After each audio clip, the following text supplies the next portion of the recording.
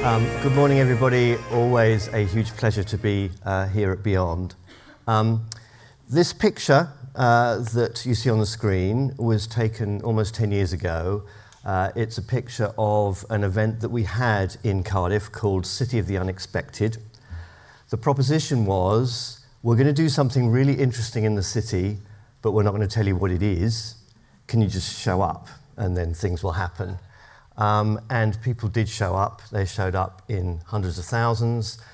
It was a bigger crowds than you would get at a rugby game in Cardiff City Centre, and I think that changed perceptions. You see a giant peach floating off there above City Hall, which became a chocolate factory. One of the things, though, that event, I think, taught us was that the creative industries in our city were full of potential, but they were not joined up. And they were not working systemically to think about how they might drive things forward. So around the same time, we set up something called Creative Cardiff in 2015. It was a university-led industry network. 6,000 people later, 6,000 creatives later, we celebrated our 10th anniversary of Creative Cardiff. But that was the start of a journey. We then developed the cluster program, part of the AHRC's 9 clusters, and then were lucky enough to get Media Cymru, which is part of the SIP program. It's a £54 million creative industries innovation program. So a quick race through what we've done and what we've learnt. There's a Welsh word, some of you may know, cynefin. Cynefin means place, but it means more than that. It means a sense of place.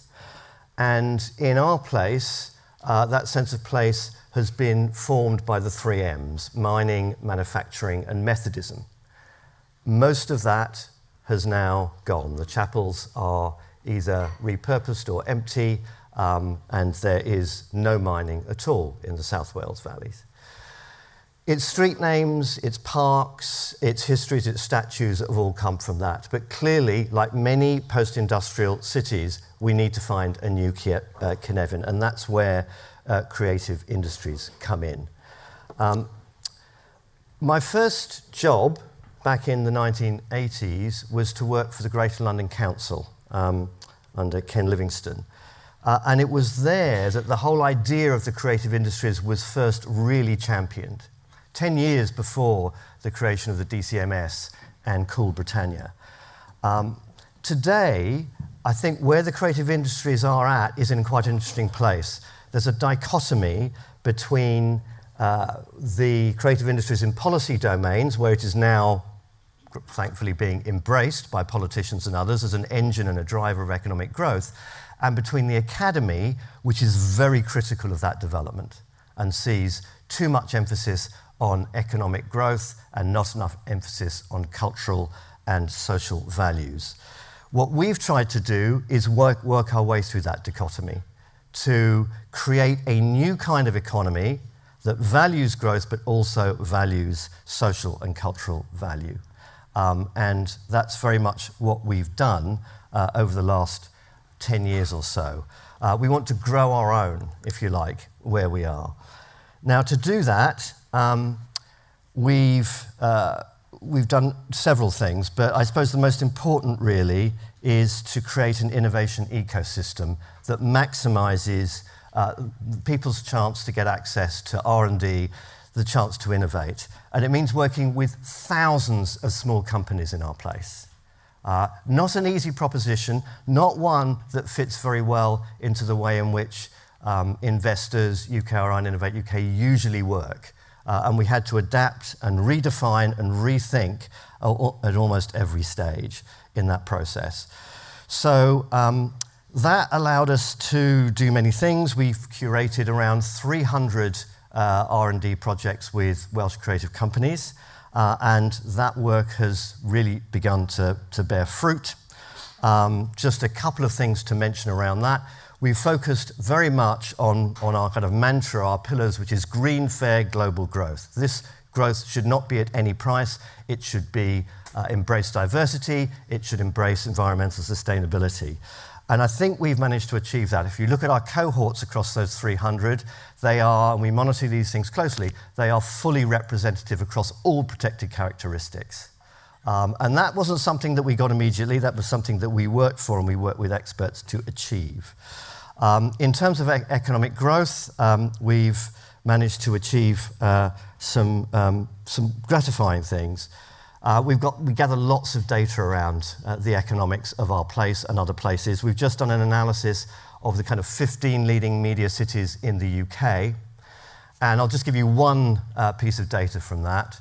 The second highest, since 2017, the city with the second highest growth rate in the number of media businesses was 39% growth rate. Cardiff's growth rate of the number of new media companies has been 84%, more than double that. So innovation, investment in small businesses and small companies, if done properly, really works. So many learnings from that, and I just want to leave you very quickly with three. Firstly, if you stick a flag in the ground and say, R&D innovation, come along everybody, the response you get will be narrow and not at all diverse. So you have to rethink what R&D is, and that's something that we've done progressively over the last 8 years. R&D has been very much defined over the years through STEM. That's its origins, that's the way its customer practices work. We've had to completely rethink that for the creative sector, many of whom have never done R&D, have no resources for it, and are not sure how to do it. And that needs creating a support structure, which is the second point. Like, it's fine to give out money to companies to give them time to innovate, but you've also got to give them a huge amount of support. In Edinburgh, they call it scaffolding. That's absolutely crucial. Just giving out the money is one thing, but without the support structure, it ain't going to work. And finally, we've written a book about that, by the way. I mean, there's a lot of detail there, and we go into great detail around that in the book.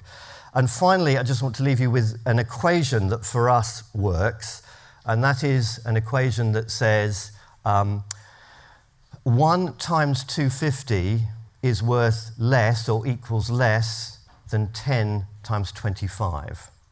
And by that, what I mean is that if you look at the way in which most of our investments work in the UK, especially in other sectors, they don't like dealing with small amounts of money. So, a minimum might be 250,000, for a scale-up fund or whatever. In our view, you get far more value giving out 10 awards of 25,000 to 10 different companies than you would by doing one in our sector, because our sector is 95 to 97% small companies. That, we found, is much more exciting and much more effective.